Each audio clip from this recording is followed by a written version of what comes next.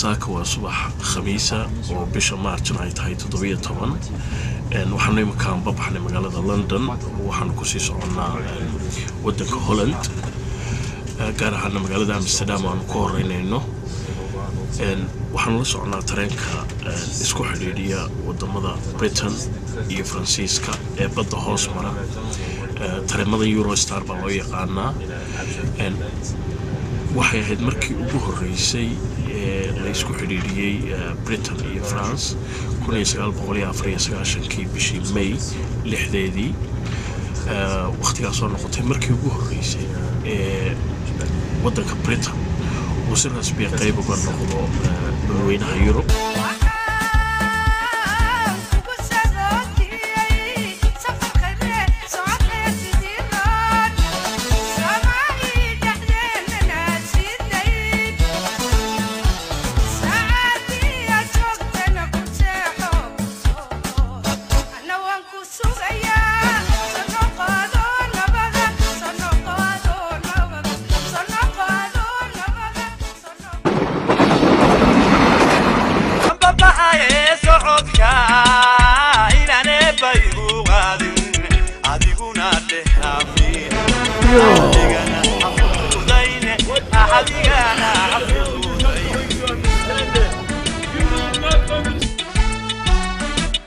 أهلا وسهلا وصالح والله نفتك كور سمونا ما شاء الله أدبل وراك شيء سفر دير لكن أدبو فينا سمونا كسريد الحمد لله هذا نوفي لوكي بيها يباسكيلة ده أمستردام مقالة أنا هذا شعلي أمستردامي باسكيلة ده أديات أنا يا باسكيلة أنا وضع دون تسانة يعني يوم بدي لقبل ملا اللي بهليني ولا وحول بالله هلي ولا وحول بالله هلي يور السكرة ولا في عين والله بدن بعنا سوقيسة فانتاستيك مقالة دي نانو ورقنو يا برنامج كيني فانتاستيك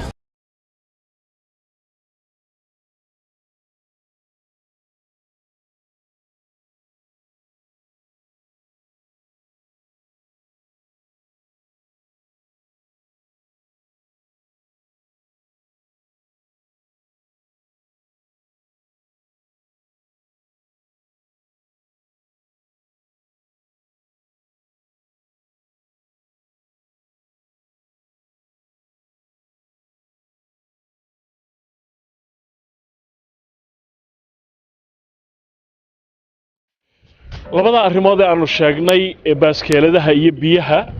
isla markii stationka aad ka soo baxdo tareemada ayaad markaba arkaysaa waa baaskeeladihii oo parking loo sameeyay oo ilaa qabatay baaskeeladu ay yaalaan waxaana la sheegaa in wadankan Holland oo dadkiisa tir ahaan lagu qiyaasay inay ka badan yihiin 16 milyan oo qof ay haddana wadanka yaalaan saddex laab baaskeeladaah waxay noqonayaan ilaa 50 milyan oo baaskeeladood marka qofkii kasta ee dhaca ee wadankan jooga saddex baaskeeladood baa ku soo hagaagaya dadka dhacka ee wadankan iskale ayaa waxay halhays u leeyihiin oo waliba dunida u martay inay yiraahdaan ilaahay dadka dhacku sameeyay dhackuna Holland bay sameeyeen taas waxyaabaha u daliishada waxa kamid ah magaalada Amsterdam oo magaalada ugu weyn ama caasimadda wadankan Holland gabigeedu waxay ku fadhiday dhul oo biyo ah dabadeedna waa la aasay dabadeedna waxa arkaysaan ee aad arkina doontaan ayaa laga dul dhisay kulley aniga magacayga waxa la yiraahdaa Abdishakuur Cadeed Xalane waxaana ilaa in muddo aan deganahay wadanka Netherlands dadkii sanadkii 1991 Holland soo galay baan ku jiraa Abdishakuur waxaan inaga dambeeya dabaysha ku shaqeynaya waxa weeye astaanta wadankan Holland ama Netherlands maxay yihiin horta sidoodaba طبعا sida sheegtay Cabdisalaan meesha hadda aan joogno kulleyba waa meel carwo ah oo loogu talagalay dhaqanka Hollandiiska in lagu soo bandhigo khaasatan waxyaabaha yani sumcadda weyn ee Holland ay ku leedahay adduunka markii Holland la yiraahdo aqalka binaadamku exactly marka Hollandiiska waxay yiraahdaan mawlan sida arki doontaan insha Allah waan ku soo wareegi doonaa waxaad arkaysaa yani inay kala duwan yihiin oo ay waxyaabaha ay ku shaqeeyaan yani awood ay ka shaqaysiinaysa ay kala duwan yihiin mid ugu yani caansanna ama ugu magac dheerna waa mid yani dabaysha ku shaqeysa waa tahay bahlaan sidaad sheegtay waynu soo eegi doonaa qaar ka mid ah laakiin su'aal kale haddaan ku weydiiyo Cabdishakuur wadanka Holland dhulkii biyaha ayaa lagu tilmaamaa dhulkan aynu joogno oo dhammi bad buu ahaan jiray miya maya hadda meesha aan joogno bad ma aysan ahaan jirin laakiin qaybo badan oo biyo ahaa baa jiro oo haddeertaan berri loo bedelay laakiin waxaa jira oo Holland ku yaala gobollada waddanka ka mid ah oo dad badan ay ku nool yihiin oo gebi ahaanba bad la aasay ah oo haddeertaan dhul aadana ku nool yahay oo dhir ka baxda oo guryo ay ku yaalaan oo sidii dee xamran kale aan u deganayno kale tusaale ahaan ama deegaanada Soomaaliya kale hadda loo degan yahay oo biyihiina yacni laga adkaaday marka maadaama dadka waddanka tiradoodu 16 milyan ay ka badan tahay waddankuna dhul ahaan uu iska yar yahay baddii baa markaa dhul laga deemaya كل حلقة هذا لو بدلي ماشى بدأ بريق لو بدلي ترى هذا وضن ككون لكم أيسن نولين طبعا وضن والباء أما بالشو والباء وحي وقتها إنه كبع عيسى هديد إلهي سبحانه وتعالى وقت قدايو إن هلا ندي قرشاس بيوجد إنه دول كويري هاي لونه بهنان دور إن يعني دول كلا بلاريو عقلي بكشقيسيا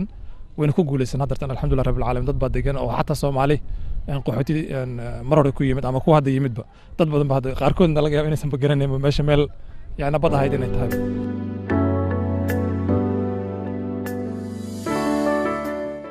nimka waxaanu joognaa carwo ka mida carwooyinka halkan ku yaala waxaa lagu soo bandhigayaa waxyaabaha waddankani caanka uu ku yahay oo jiisku ka mid yahay gabadha maanijaradda halkan ka ayaa iiga warramaysa jiisaska halkan ku hayaan so what is this costume? Yes, it's a traditional Dutch costume. And the hat, for example, is like every different part of Holland has got a different pattern inside of the hat. waxay tahay dharkay xidhantahay waa dharka hidihiya dhaqanka ee waddankan Holland waxay sheegtay in koofiyadoo kale tusaale ahaan qayb walba waddanka ka midii ay nooc gaara xidhaan so Holland is famous for cheese making. Exactly. So how many types of cheese you have in here? We have about 30 types of cheese, and the basic product of it is Gouda cheese, Gouda cheese. And then we made a variety of different flavors, young, old, with herbs or without herbs, smoked cheese. waxay sheegtay ilaa 30 nooc oo kala duwan oo cheese ay halkan ku hayaan oo siyaabo fara badan oo kala duwan loo sameeyo waxyaabo kala duwanna ama xawaashi kala duwanna qaarkood lagu daro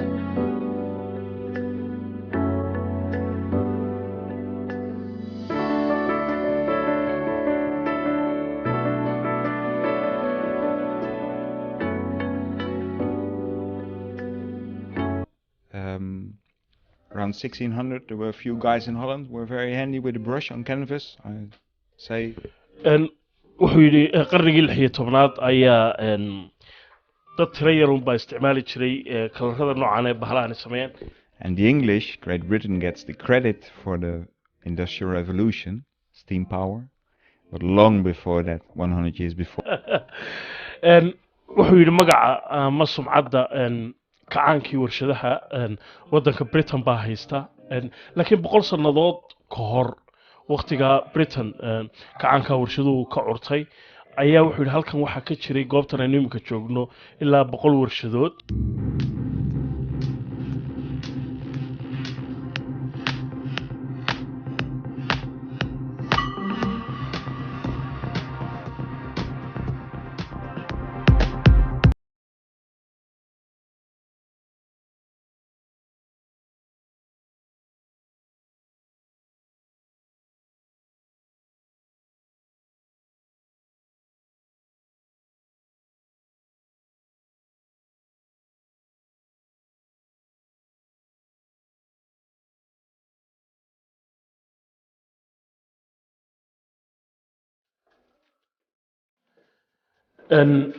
dhismahan waxaa degan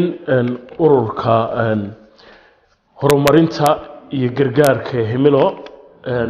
oo marka magaciisa la soo gaabiyo loo yaqaan hirda waxay ka mid yihiin ururada ugu waaweyn ee Soomaalidu ay ku leeyihiin waddanka Netherlands ama Holland Faadimo Faarax oo agaasimaha ururka hirda oo iyagu sida dad fara badan ay la socdaan ka shaqeeya waddankan Holland gudihiisa iyo waliba dhulka geeska Afrika ee Soomaalidu ay ku dhaqan yihiin meelo kamida ayaa inooga warrami doonto bal hadda marka hore xaaladda guud ee Soomaalidu ay ku jiraan markay timaado waddankan Holland فاطمة أهلا وسهلا إيوه رولا سمونا أكسنت عليكم السلام صلى الله في عنا فما هتسنتي نحفيز كنا نقول دويسان سمونا أكسنت خير وين حرب إلى كل برزنتيشن يرسينا ها فانتاستيك عبد السلام ما حصلت هنا ما أنت نوع إماتين هلا نوعي إماتين وحرب إنا إنسيو وحير أو كوسابسن ضدك سوماليدو دكان ودن كان هولن dhinaca waxbarashada dhinaca shaqada dhinaca nolosha marka aad u mahadsantihiin presentation yar aan sameynaya dhinaca waxbarashada hadaan horta fiiriyo waxbarashada wadankan research yaal badan waxay sheegayaan in dadka Soomaalida oo degan wadankan waxbarashada sare horta aad ay ugu yar tahay halkan waxa uga jeedaan graafkan oo aan ka soo qaatay CBS ama Central Statistic Bureau waxay dhahaan oo ku sameeyay dadka qaxootiga ah oo dadka wadankan degan Iiraanta waxa ku jira Soomaalida iyo dadka kale oo autochthone ay dhahaan oo ah dadka wadanka u dhashay waxa jira wax la dhaho autochthone iyo allochthone marka wadankan allochthone waxa la dhahaa qofkii yimid oo ku dhalan oo ama waalidkiis xataa ay imaadeen autochthone waxa la dhahaa dadka dhajka ah oo asalka ku dhashay marka dadkaas xataa waa la barbar dhigay hadda fiirisid waxa arkaysaa dadka Soomaalida ah oo haysta waxbarashada sare waxay dhahan waxbarashada sare HBO ama VO ay dhahan wetenskapelijk onderzoek ama waxay dhahan HBO labadaas ay dhahan hadaa fiirisid dadka Soomaalida ah waa 5% inta wax baratay 5% marka loo eego dadka kale oo ayagana qaxootiga hadda Afghanistan ko kale marka fiirisid 26% weey dadka wax bartay Soomaalida waa 5% hadaa fiirisid waxaan kale oo la dhaho waxbarashadooda oo MBO HAFO VVO oo kulligood la isku dhaho secondary school amal kala ah hadaa fiirsid ayadana waxa arkaysaa dadka Soomaalida ah waa 21% ayadana macnaha waxbarashada sare xataa aad ugu sii hooseysa hadaan fiirino waxbarashada ayadana wadanka marka loo fiiriyo FMBO la dhaho Soomaalida waxay maraysaa ilaa iyo waxa weeye dadka Soomaalida 16% weey marka fiirisid hadda dadka kale horta waxbarashada dadka Soomaalida oo FMBO ama MAFO la dhahayo waa nooc secondary school ah because wadankan waxbarashadiisa waa ka duwan tahay waxbarashada wadamada kale waxay u kala baxdaa waxdo FMBO gaas oo ah ilmaha markay dugsiga ay ka baxaan dugsiga hoose dhexe oo galaaska sideed ah ay waxay kala aadayaan afar qaybood kala aadayaan waxay aadayaan FMBO gaas wax la dhaho oo ah mid iska hoose oo qofka markuu ka baxo uusan jaamacad hore u aadin mid la dhaho haafo oo ah dhexe oo asagana qofka uu jaamacad wuxuu dhow aadi karo institute aadi karo iyo midka ugu sareeyo la dhaho VVO oo ah qofka jaamacad toos u aadi karo marka ilmaha markuu yar yahay oo galaaska sideed yahay ala si kala saaraya imtixaanka ugu dambeeyo galaya iyo macalinka advice uu bixinayo wuxuu ku noqonayaa inuu aado meelahaas jaamacad ama iskuuladaas uu kala aado marka iskuulkan VMBO la dhahayo waa iskuulada laga aado practicum waxyaabaha practicalka ah sida carpentry-yada ama cunto karinta waxaas oo kale sida badan dadka Soomaalida waxa la siiyo oo ugu badan oo ilmahoodu ay aadaan waa iskuuladaas aadka u hooseeyo oo midab oo waxa technicalka laga barto iskuulada jaamacadaha laga aado Soomaalida ku badna aad ugu yar yahay hadaa si fiirisid oo macnaha dadka Soomaalida ugu badan 58% dadka Soomaalida fiirisid waxbarashada ay haystaan waa waxbarashada hooseba oo waa ilaa 8 ilaa grade 8 aan naqaanaba sida dadka Soomaalida halkan jooga marka dadka Soomaalida ayaga laftirkooda xataa way kala saaraan oo waxay dhahaan dadka Soomaalida dhowr jeer ay yimaadeen waqtiyo kala duwan ay yimaadeen marka kuwii yimid sanadihii ugu horeeyay oo kale dad wax bartay ahaayeen laakiin sanadihii dambe waxbarashadu way sii yaraanaysaa dadka imaanayeen marka haddaan dhinaca waxbarashada fiiriyo horta aad dadka Soomaalida ugu hooseeyaan sababaha keenaya haddaan fiirinana waxaa ka mid ah dadka Soomaalida wax badan dagaal ku jiray dawladda dhacday waxbarashada ilmaha oon hoos ka soo dhisnayn marka loo eego wadamada kale way naga fiican ilmaha markay imaadaan waxa laga yaabaa inay waxbarasho hore lahaayeen Soomaalida waxbarashada ka maqnayd sidaas daraadeed waxay ku dhacday inay maartay ilmihii markay imaadaan ay la qabsan karin iskuuladii dagaalka sokeeye laftirkiisa waa sababta ugu weyn waay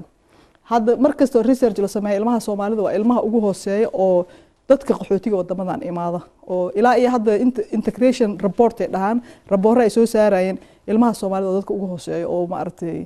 aan waxbarashada fiican ku jirin waana ognahay sababta keenaysa waa family problemka oo ka jira xagga dagaalada sokeeye waxaas keenay haddaan u soo noqono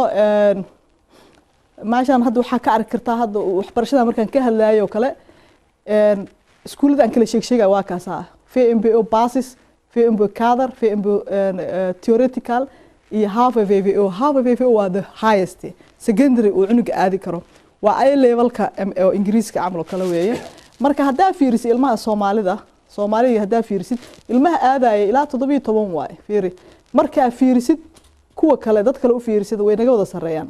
fiiri autochtone Netherlands waxa dadka wadanka u dhashay 48% ilmahooda markay iskuulada hoose ka baxaan waxay aadaan iskuulada ugu sareeya annagana waxa ugu badanahay kuwa ilmaheena waxay aadaan iskuuladan kale ugu badan yihiin marka fiiri Soomaalida fiiri waxay ugu badan yihiin 24 oo 6 ah ama iskuuladaas hoose aad ugu badan yihiin waliba kan ugu sii hoose u sii badan yihiin waa u jeed 34 marka taasna waa soo sharax waxa keenay oo dhibaatada dagaal sokeeya keenay iyo iskuul la'aanta iyo waxbarasho la'aanta wadanka jirta hadda xataa Iiraanta fiiri 49% even xataa dadka way ka badan yihiin ilmahooda iskuulada meesha aadaan 49% ilmahooda waxay aadaan iskuulada sare oo ugu sarsareeya wadanka because dad dagaal ka imaadamaha waxay u imaadaan inay wax bartaan difference-ga marka kaas waaye marka sababaha keen hadaan fiirino waa poor education system oo anaga wadankeena dhibaatada ka jirtay dhibaatada badan oo kale oo ama dagaal sokeey xataa uu keeno waxa weeye ilmaha oo problem uu ku dhaco wax behavior and learning disorder waxa la dhahaan cunugii waxbarashada aan baranayn oo ordaya iskuulo special loo diraayo waxa waaye waxyaabo badan oo jira iyo dadka Soomaalidu markiiba dhaqso u garan kareen cunuga xataa disorder inuu haysto marka waxyaabahaas xataa waa ilmaha waxa keenay iskuulada hoose aadaan sida badan ilmaha Soomaalida xataa start qualification wax la dhahaa jira oo ah cunuga inuu haysto shahaado uu ku shaqeysan karo xataa percentage-ka ilmaha Soomaalida oo haysta start qualification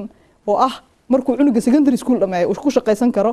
xataa aad u yarta hadda fiirisid dadka Soomaalida ah waa 23% Iiraanta marka fiirisid 77% ilmahooda marka start qualification way haystaan hore shaqo ka bilaabi karaan mudadiisa marka dhibaatada oo jirta oo mar walbana aan dhahayna dhibaatada waxa keenay waa dagaalka sokeeye keenay iyo waxbarasho la'aanta wadanka jirta iyo family problems iyo culture-ka oo aan nagu adag inaan meeshan la qabsano dhinaca shaqada hadaan fiirno dabcan shaqada iyo isku xiran tahay iyo waxbarashada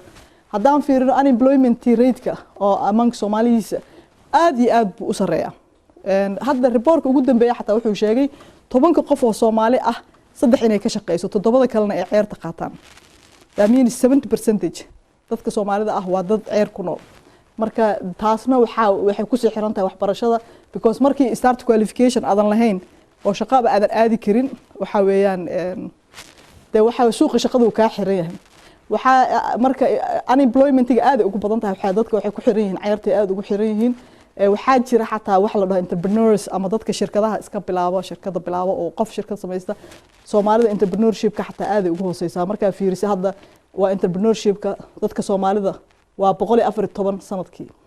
dadka bilaabo waa percentage-ku waa 0.8 kaas waa 1% ma xataa wali marka dadka kala fiiris hadda Iraqees oo kale marka Iraq fiirisid 4.6 waa percentage Iiraanto kale 7.1 Iiraanta everywhere way ku sareeyaan waxbarashada hadday noqoto xataa hadda ganacsiga arag 7.8 waay 7.8% dadka dhajka ay la simeeyeen dhajka 7.1 waay marka taasna waxa keenay iyadana systemka wadankan oo asagana adag oo ah qofka waa inuu yaqaan luqadda wax walba looga baahan yahay tax systemka oo kale inaad taqaan hadii kale problema lagu halgalaysaa dadka Soomaalida meelaha ay ku nool yihiin hadaan fiirino dadka Soomaalida waxay sida badan ku nool yihiin South Holland waa Den Haag iyo dhinacaas ilaa dadka ku nool waxa lagu qiyaasay 7,000 oo kale dad Soomaalida oo degan South Holland ama Rotterdam iyo area-deeda dadka ugu badan halkaas degan yihiin waxa ku xiga North Brabant oo ayagana 4,000 ahaa ka bacdi waxa imaanaysa North Holland oo Amsterdam-tan ay kamid tahay ayagana almost 3,000 ku degan marka dadka Soomaalida waxa waaye meesha ugu badan yihiin waa North Holland South Holland iyo North Brabant ay ugu badan yihiin tirada dadka Soomaalida degan almost 27 ilaa 30,000 lagu qiyaasaa dhinaca caafimaadka kale hadaa fiirisid waa fiirin dhinaca caafimaadka percentage-ka markaa fiirisid dadka Soomaalida ah oo caafimaadka markaa fiirisid dadka Soomaalida caafimaadkooda aad u healthier waay markaa fiirisid dadka kale fiirisid waa kala hada Soomaaliya markaa fiirisid caafimaadka dadka 83% waay 83% 83.6% waay totalka markaa fiirisid rag iyo dumar ay u sii kala saarayaan ragga aad u caafimaad badan dumarka 79 marka waxay ku leeyihiin dadka Soomaalida way ka caafimaad badan yihiin dadka kale oo qaxootiyaasha ah marka waxaan xogaa laga yaabaa oo dhici karta dadka Soomaalida sida badan caafimaadka dhaqso looma aadan umana dhakhtarka ama waxaas oo kale inay dhacdaa laga yaabaa kulay waxa laga yaabaa diin ahaan xataa inay dadka qofkaas wuxuu aaminsan yahay wuxuu Ilaahay u qadaray waa ogtahay uu qofku iska faraxsan yahay cudurrada madaxa oo kale xataa ka yaraan kara oo wuxuu dhigi karaa waxa Ilaahay ii qadaray stresska oo kale marka kulay hadda waxay sheegeen in dadka Soomaalida dadka ugu caafimaadka badan ay yihiin xataa mental problems marka fiir ayaga ugu yaraa leeri waxa laga yaabaa sida badan oo ayaga research ay ku sheegeen qofka hadii uu ma aragtay waalan yahay bas ayaa loo yaqaan uu jiran yahay waalida Soomaaliya anaga marka qofka waaw dhaha uma naqaana inta kale stress iyo waxaas oo dhan ma u naqaano cudur marka saas daraadeed waxa laga yaabaa research marka la sameeyay in ay taas xataa ay ku lahayd influence oo culture-ka xataa inay ogaadaan oo si fiican u ogaadaan dadka Soomaalida culture-kooda muxuu yahay ayadana muhiim ay tahay marka dad waa ka problemka ugu weyn oo Soomaaliya haystana waxa waaye tan waxaan ka wadaa culture-ka oo aan loo arkin ba in de qofkii haduusan waaw dhihin inuusan waxba qabin marka caafimaad ahaan ayaga ugu fiican la yiri waa positive integration-ka kale markaan fiirino siday ula qabsadeen dadka Soomaalida percentage-ka oo wax barta markaa fiirisid luqadda oo kale waa ilaa iyo hadda 38 oo kale way la socdaan waxbarashada way la socdaan waayo hadda systemka Dutch-ka bilaabeen waxa waaye qofka haduusan iskuulka aadin waxa laga jarayaa ceerta marka ceertii waxa isku xiran iskuulada marka khasab qofkii inuu iskuul aado oo iskuulka luqadda uu barto marka iskuulada way aadaan waxay ku fiican yihiin la yiri Soomaalida sida badan waa discussionska in la galaan dadka storytelling-ka inay u sheekeeyaan waxay soo mareen waxyaabaha Soomaalida ay la yiri way ku fiican yihiin waxay kaloo aad easy ugu ah inay contact la sameeyaan dadka oo ay la hadlaan oo aad ugu fududahay hadda si dhinac kale ka fiirsid dadka Soomaalida ma aha dad oo ma aragtay dadka dhexgala laakiin marka koowaad contact way la sameeyaan laakiin dhexgal aad ah oo gurigiisa uu furaayo oo uu keenayo way yartahay saas aad ugu badna ayaga dhexdooda Soomaalida aad iyo aad isku xiran yihiin oo way iswacaan telefoonada aad muhiim u ah contactkooda waa fiican yahay waliba family-ga waxa kaloo jira wax clan issue xataa waa jira oo dadka qabiil oo la isku raadsadaa wali wixii way jiraan wadanka ka imaaday marka taasna waxa waaye wax kaloo jira waaye positive negative labadaba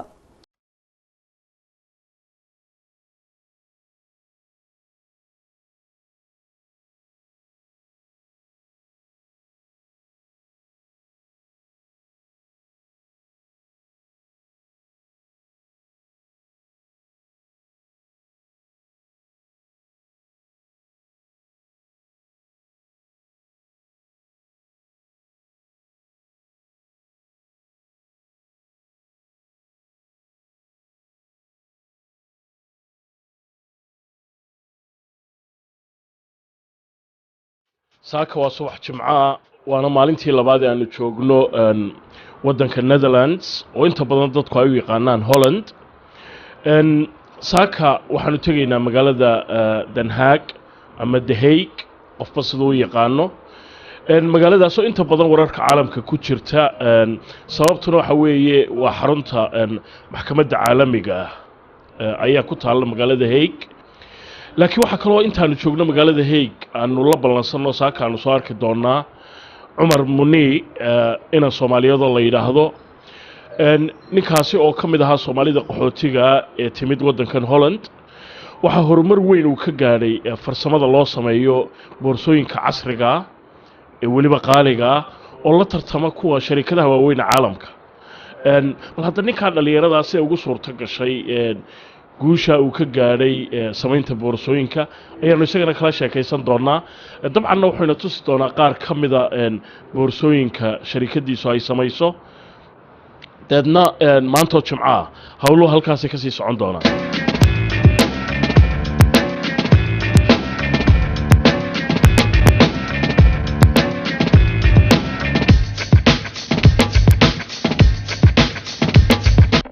marka hore waan ku hambaliyaynayaa congratulations for your success Thank you. and companygan goormaad samaysay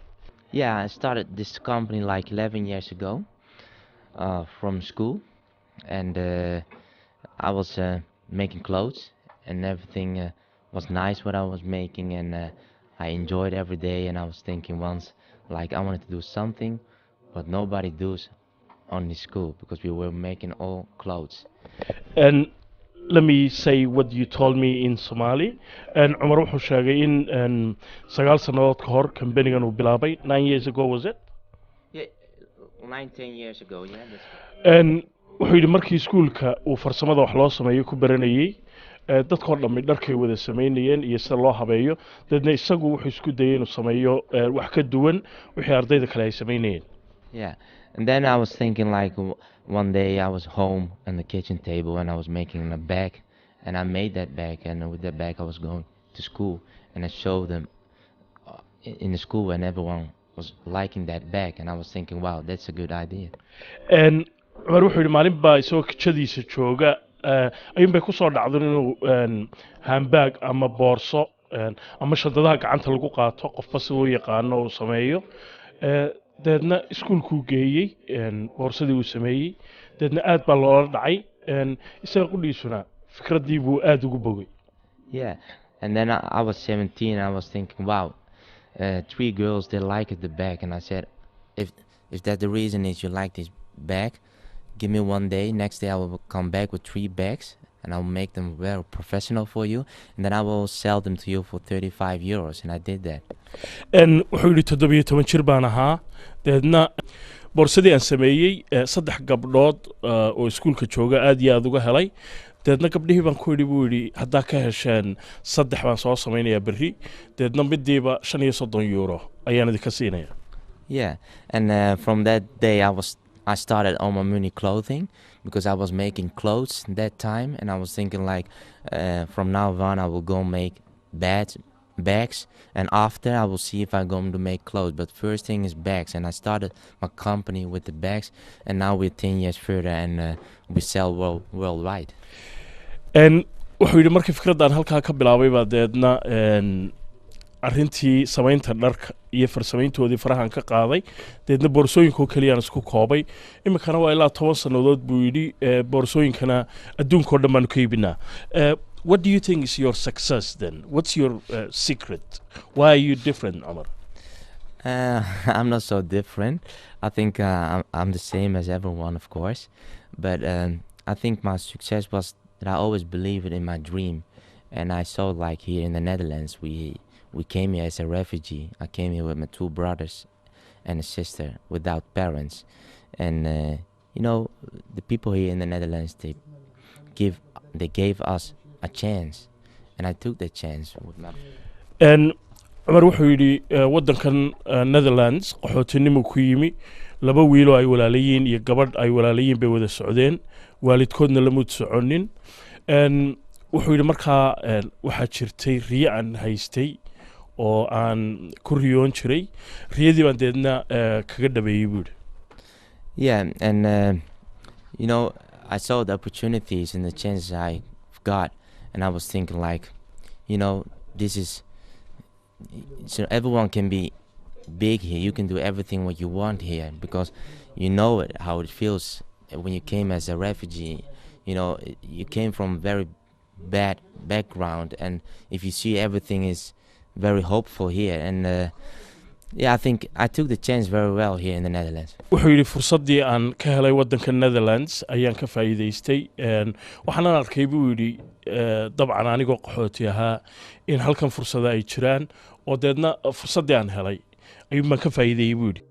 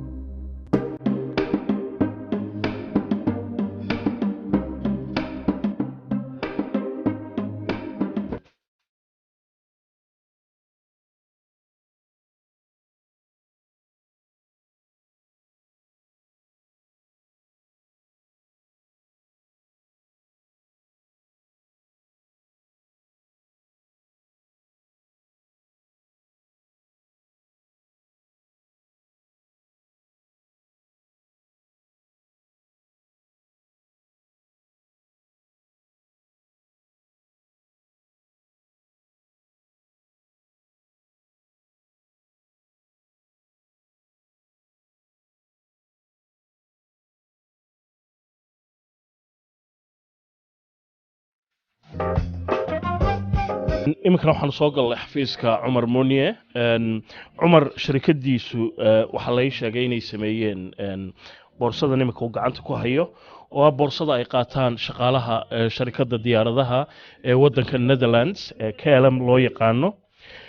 labiskan oo kala xidhaan gabdhaha iyo wiilasha ka shaqeeya diyaaradda kalarkeeduna waa sidan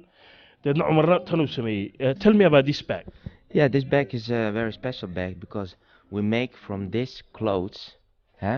this bag. There's another fabric. They call it the field fabric. It's a little bit strong fabric because they didn't want to throw away this these suits, you know, for the ladies and the men. And Cumar wuxuu yidhi shandadan ama boorsadan waxaanu ka samaynay buu yidhi dharkan ay xidhaan shaqaalaha diyaaradda KLM markaa wuxuu yidhi farsamo gaara iyo hab gaara loo casriyeeyaa. Yeah, and this it's a special bag also. The first bag that we made, and they sent it to the Queen here in the Netherlands. markaa wuxuu yidhi markii ugu horreysay aanu boorsadan samaynay tan iminkaan gacanta ku hayo deedna waxaa loo diray buu yidhi boqoradda ama amiiradda waddanka Netherlands. So the Queen Maxima now, and she sent us a letter and to give us a prize for this bag. markaa wuxuu yidhi amiiraddu oo iminka dabcan boqoradda ahi